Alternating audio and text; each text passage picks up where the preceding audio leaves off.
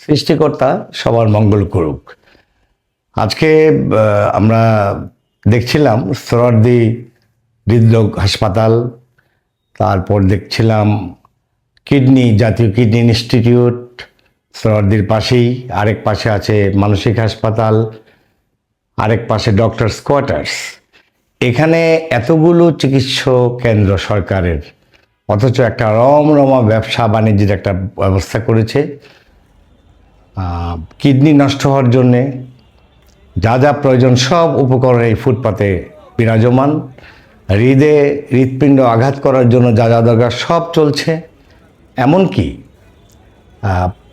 একদিন দুদিন 3 দিনের তেল দিয়ে এইসব রান্না করা হচ্ছে, যে রান্না আমাদের কিডনিকে ধ্বংস করে দেবে, হার্টকে নষ্ট করে দেবে, এমন একটা পরিবেশ। অথচ ডাক্তারস কোয়ার্টার্স, ডক্টররা এখান দিয়ে যায়, কেউ দেখার নেই। 220 টাকা লোন।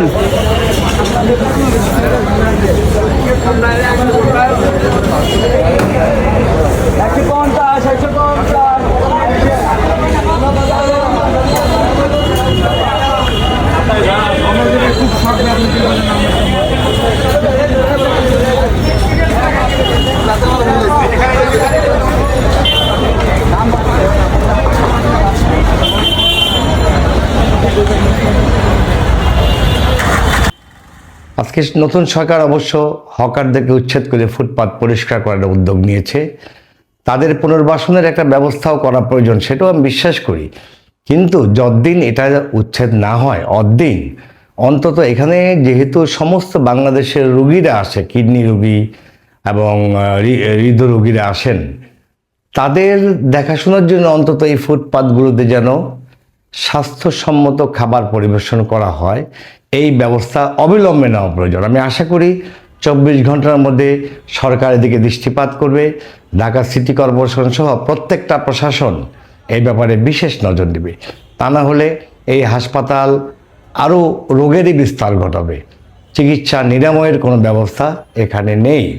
আমরা অবিলম্বে এটার প্রতিকার চাচ্ছি এবং নতুন সরকারের কাছে আহ্বান জানাচ্ছি, তারা এই সমস্ত হকারদেরকে স্বাস্থ্যসম্মত খাবার তৈরির জন্য তাদেরকে ট্রেনিংয়ের ব্যবস্থা করা হোক।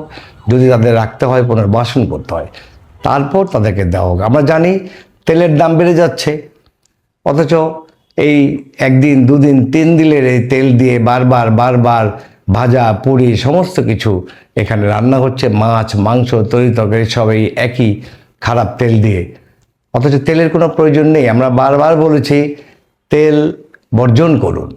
আপনারা যে কোনো শাক সবজি তেল ছাড়া রান্না করতে পারেন, তা আমি দেখিয়েছি। দরকার হলে আবার দেখাবো। সবাইকে ধন্যবাদ। আল্লাহ হাফেজ।